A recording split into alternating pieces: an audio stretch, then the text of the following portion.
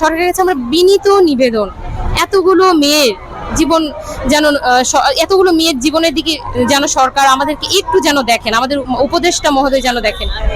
এখনো পর্যন্ত কিন্তু আমরা সেভাবে আশ্বাস পাইনি।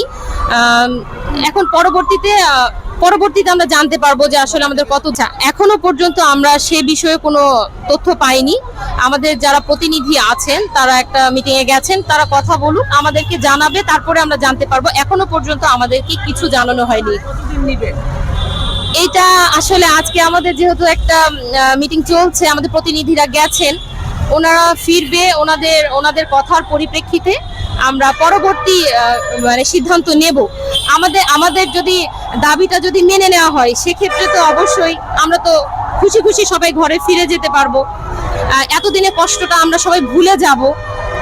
কিন্তু এখন এটা আসলে কি বলবো, এটা আমাদের পর আমরা আসলে এই জিনিসটা এই রেজাল্টের পরে আমরা ডিসিশন নেব আসলে আমরা কি করব।